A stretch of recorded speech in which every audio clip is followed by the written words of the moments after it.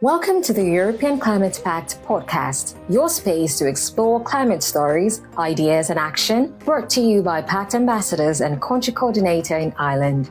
Launched by the European Commission, the Climate Pact invites everyone to take part in building a greener, more sustainable Europe. From everyday climate actions to systemic change, the Pact is about connecting people and empowering communities. Each episode features thought-provoking conversations with changemakers, experts, creatives, and citizens who are driving solutions across Ireland and beyond. Subscribe and stay updated on the latest episodes via Southeast Energy Agency's YouTube channel and social media. Don't forget to check your favorite podcast platform to listen, follow, and share. Let's get started. Hello and welcome to the European Climate Pact Ambassadors podcast. I'm your host for today, Brian Kelleher, and I'm delighted to have with me fellow Climate Pact Ambassador, Javad Hosseinian. Javad is the CEO of JH Compliance Consultancy, and his background is a fantastic mix of engineering, ESG, and sustainability compliance. He helps businesses not just talk about climate action, but actually make it happen, working with organizations to measure and reduce their carbon footprint, navigate EU regulations, and turn ideas into practical steps that deliver real results. Today, we're going to find out a little bit more about his work, the changes he's seeing on the ground, and how science, technology, and communities can work hand in hand to tackle the climate change. Welcome to the podcast, Javad. Hi, Brian. Welcome, and thank you for having me. So you've worked in engineering, ESG, and compliance. So what first got you interested in sustainability? Was it something that happened gradually over time, or was there one big moment, Javad? It's just over the time. I actually started with engineering, and that actually gave me a very practical problem-solving kind of mindset, and that's the way that I actually grew up during my career. And over the time, I just realized now the challenges we are resolving, be it in construction or be it in corporate strategy, they are linked to some sort of environmental impact. So then I moved into compliance and ESG sector, and I saw there is opportunity that I can bridge the technical and engineering aspect of works that we do with the climate responsibilities. So it's not all about meeting regulatory obligations. It's all about protecting future generations and building organizations that can thrive and living in the low carbon world. And that was actually all the journey began a long time ago, and it just actually formed itself to the way it is now, which is helping businesses to put themselves in line with the ESG regulations and complying with the regulations relating to climate change. In a nutshell. Super. So when a company decides that they want to take climate action, how do you help them? How do you get them to go from one place, A, to B? This climate change and the implication of climate change is massive. It's a massive problem. It's a global problem. It's not only a European problem. It's all around the world. So I think the approach would be, because it's by nature is a big challenge, we need to break it down to simple steps. So I'm a very big fan of simplifying and having some sort of framework and roadmap to tackle the problem. So a few simple steps. Let's just break it down with the 3 small steps. First, when it comes to climate action or climate change, the impact on the planet Earth, first we have to understand where we are. The first step is understand the baseline. So we need to know, we have to measure where we are, how much carbon footprint we are creating, how much emission, what type of resources we have, and what type of social impact that we are suffering at the moment. So once we have that, that's the first step. That's a big giant step, which can be broken down to another sub steps, but let's just say this is the first step 1. Then in step 2, we have tons of policies, procedures coming from all different directions, mainly through European directive. Then we need to translate all of these policy and regulation to actions. Just to be specific in this one, We have regulations like EU taxonomy or corporate social responsibility directive, which is CSRD. It looks like they are abstract, but we can map them out and some sort of tangible operation steps. So that's what we can do.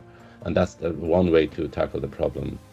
So once actually we did this, the second step, which is kind of translating all the policy and regulatory obligation to steps and a roadmap, then we can actually start doing the fundamental, the last piece, which is a very important piece, which is kind of built into culture of people, make it a habit.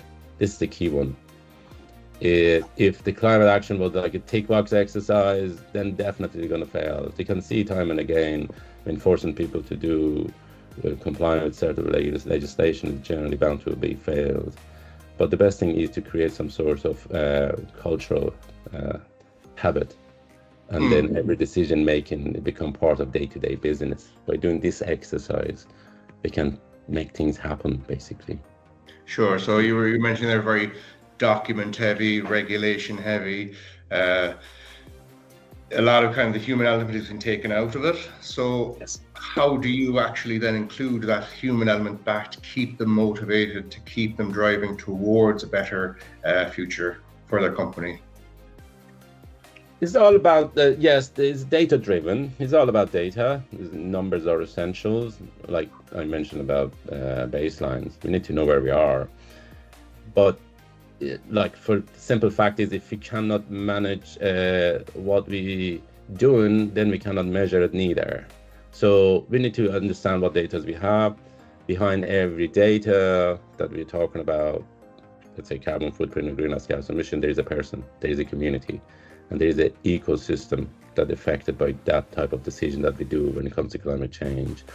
My approach would be just balance both, making sure that report and matrix that we do, it tells some sort of story. So take that sting out of it. What matters is actually who's going to benefit from these data and the outcome of the data. What long-term differences we can make if we just use this data to give them some sort of hope for future, how it's going to be make their life different, how it's going to be benefiting people, societies, communities can benefit from this.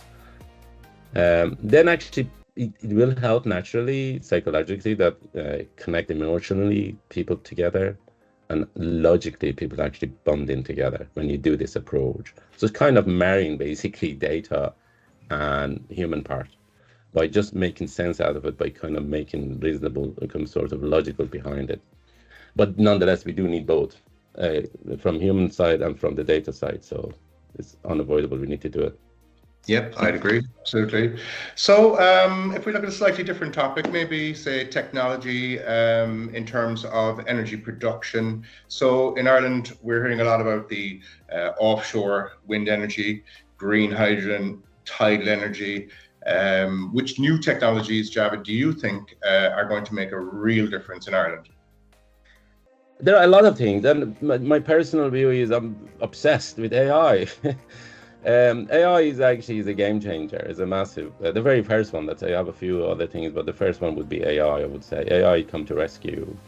AI-driven carbon tracking.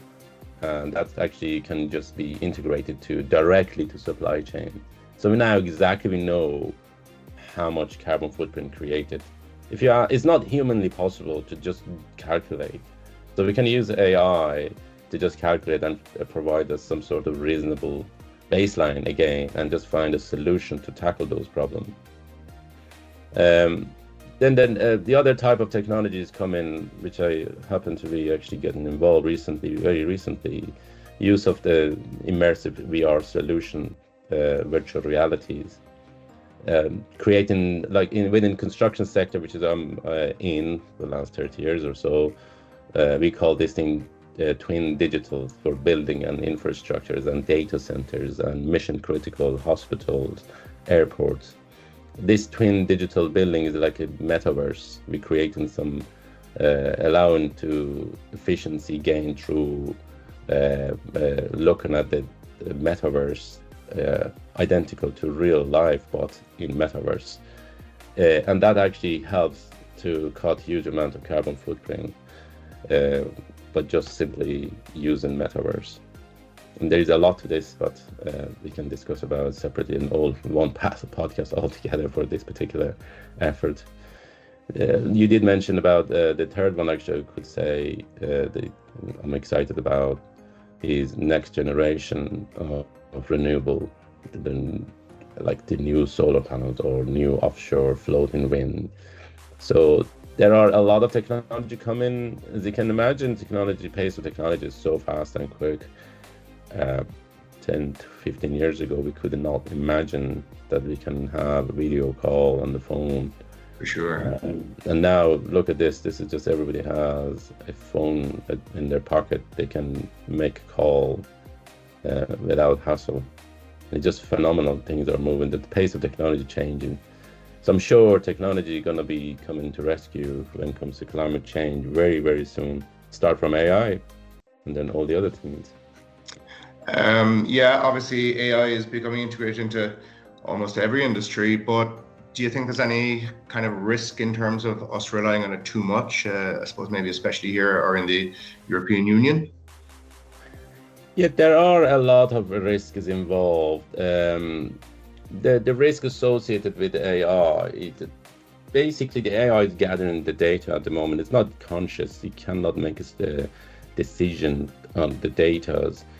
Internet is packed with a lot of wrong information or untrue information. It's like a sewer of data out there.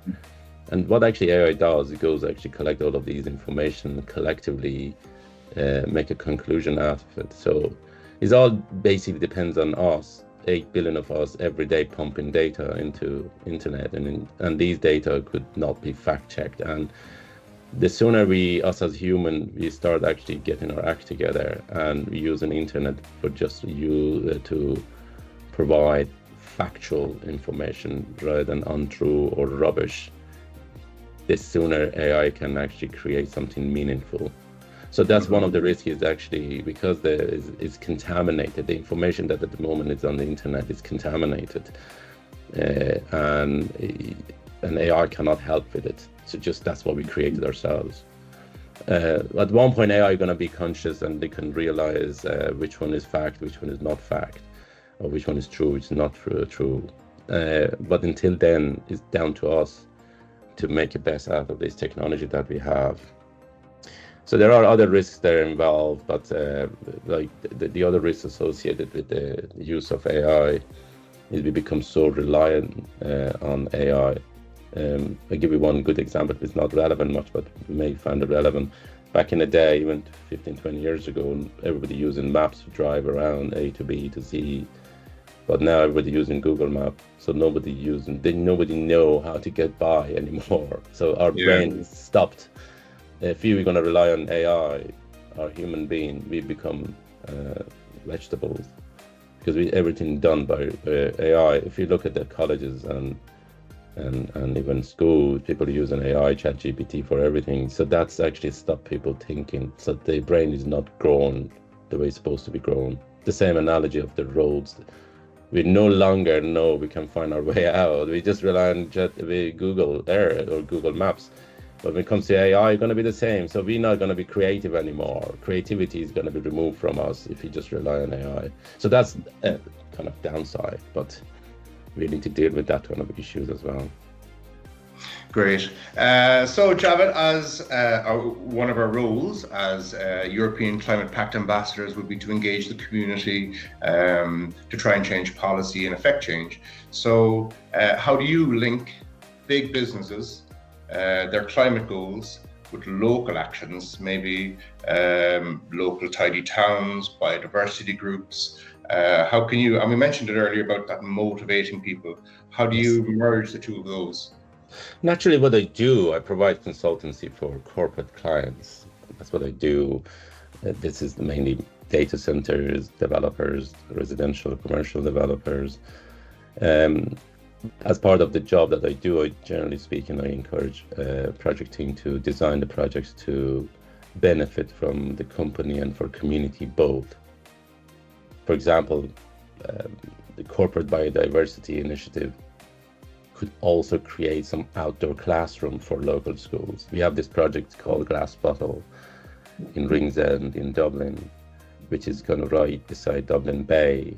And we kind of, as part of biodiversity, we are helping a number of badgers to migrate elsewhere, because when we are building houses, I do accept there is a shortage of housing and housing crisis in Ireland. We have to build houses, but it doesn't necessarily mean the life of, let's say, badgers need to be impacted. So we spend in a budget to relocate, rehome the badgers.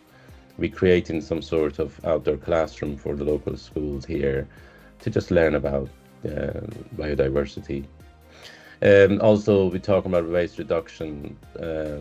We can help the local communities for the circular economy. Let's say if you're just breaking concrete or digging up soils from one side, we can actually shift it to some other side that might need this type of product. So we just cycle economy, basically.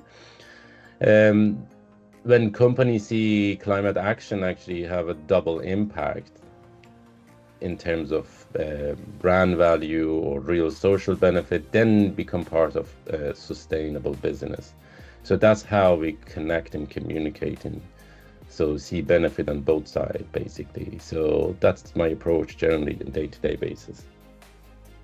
And if you could talk to these local councils, school principals, CEOs of large companies, I suppose what's one thing that you would tell them to start writing now? Don't put off till tomorrow. What would that be? Yeah, I have personally believe that we have to keep it simple and practical. But two simple things. First, consistency in policy. We have seen time and again, they put in policy, put a huge amount of effort, then they come in and change them and totally scrap them. You have seen what happened to CSRD reporting. Omnibus came in from European level and basically relaxed the regulation whereby 80% of companies are no longer required reporting. So that's actually, there's no consistency in policy and it's create havoc.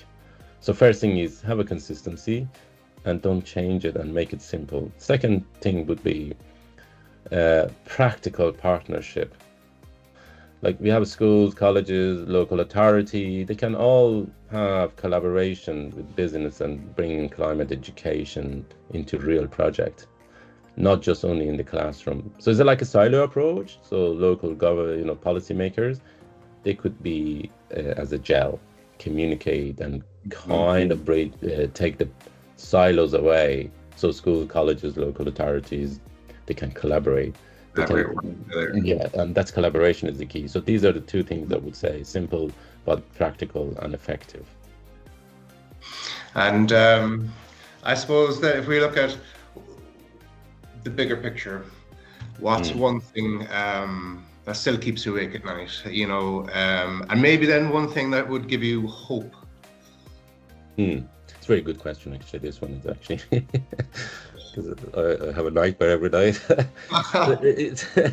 The nightmare is always when it comes to climate change. Have you noticed actually there is the pace of the science moving is so fast? If even not 10 years ago, we're talking about if 1.5 degree above the industrial level is a killer, and maybe just targeting to have 1.5 degree above industrial level, global warming is the kind of the issue here. Now, just a matter of a couple of years later, it's no longer that is actually achievable. Is now 2-point-something degrees above industrial level, which is catastrophic. So in a nutshell, what actually keeps me awake is things are moving ever so fast. Let's just call it simply speed gap. It cannot be filled in. So we try to resolve a problem. We are incredibly slow because we are human beings. We are not like robots. We cannot digest, we cannot process.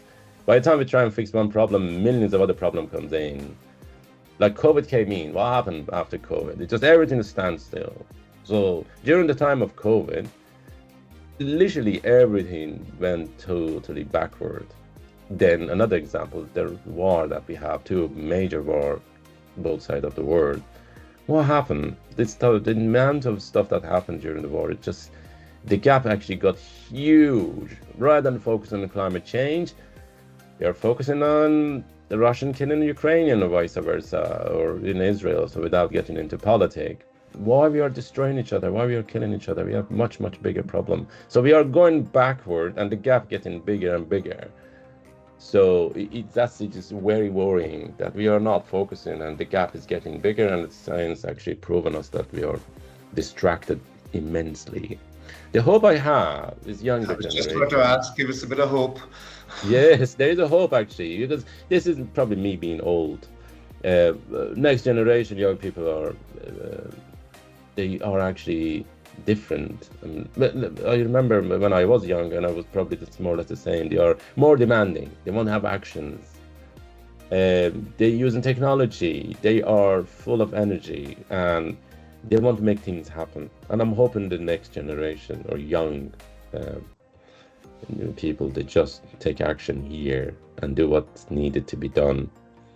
That's the hope I have. Otherwise, if you think about the what's happening now in terms of war, let's say, it's just war hogs. Bunch of idiots with tons of money are creating this type of war, but young people can stop. They can stop all of this. That's a hope I have. And science and AI obviously is another thing that they will help us. I think the only thing can resolve the problem is science. We won't be able to do it ourselves. And science is kind of progressing very well. And next generation, they're going to benefit, and they're going to use young students. They're going to be learning ever so faster and quicker, use of technology and use of AI. Then they can fix the problem. So hopefully they do it during my lifetime. Mm-hmm. And mine. So finally, so you mentioned the taking action. Yes. What is one thing you would suggest for people to take away today and to do? Well, I love gadgets, and I love iPhones, all the technologies. For young people, they are way more than me interested in this one. You already have the tools. You can make a real difference with your hand. You have phone, you have laptop, you have headset, you have VR headset. Use them, not just only for entertainment and playing games. You can use them, obviously, entertainment, but you can use them also for different reasons. And you can explore the challenges that we have. Use the VR and just go see melting glacier. If you just go and see them, the impact, or you use a VR, the headset that you have, just look at what's happening if you're in the wildfire, let's say somewhere in Turkey or Spain, from your own eyes. It's so impactful when you see it for yourself in the immersive kind of VR. From the point of view of the person is in the middle of flooding or middle of wildfire. It's just jaw-dropping when you do that. And once you have it, when you see it, you cannot unsee it. So then you can start actually, when you are in college, if you're a student in college, you can start having design a zero carbon city. Why do you have to live in a city the way we are here? We are so heavy. We are so kind of polluter in this city that we are living. You can just design a zero carbon city. It's possible. You can train some sort of climate action without leaving your room. So you don't need to, travel to some other cities to just learn about climate change. You can use it now. You can go to YouTube. You can go any readily available to you. Your phone. You can just get learning about stuff. Technology is there. It's very good. It's not only for consuming. You can actually use those technology to create solutions. So next generation can actually taking in charge. So whatever we have done, our ancestors, they have done, or whatever grown up doing at the moment in the world, that can be eliminated. So that's my message to youngsters. I would do myself if I was younger. So that brings us to the end of this episode of the European Climate Pact Ambassadors podcast. I'd like to thank Javad Hosseinian for joining us today and sharing his insights into his role, ESG, climate action, and the role technologies and communities play in making change happen. So whether you're a student, business leader, local government, there's something we all can do, I guess, to make a difference, from practical ideas in life to supporting wider sustainability initiatives. Every step counts, I believe. Thank you for listening, and we hope you'll join us again for the next edition of Climate Pact Ambassadors podcast. Thank you. Thank you, everyone. Thank you. Thanks, Brian. Thank you for staying with us through the European Climate Pact podcast, hosted by the Pact Ambassadors and Country Coordinator in Ireland. We hope you're feeling inspired to take climate action in your own life, community, or organization, because real change starts with conversations just like these. Catch up on all episodes via Southeast Energy Agency's YouTube page and follow us on social media for updates, behind the scenes, and more. Don't forget to share this podcast with your friends, colleagues, or anyone ready to be part of Europe's climate journey. Talking about climate's journey, visit the Climate Pact website, climate-pact.europa.eu, to explore all the lovely citizens engagement tools you could use to start your climate journey today. Until next time, stay curious, stay active, and stay climate conscious. Views and opinions expressed in this podcast are those of the author and authors only, and do not necessarily reflect those of the European Union. The European Union cannot be held responsible for them.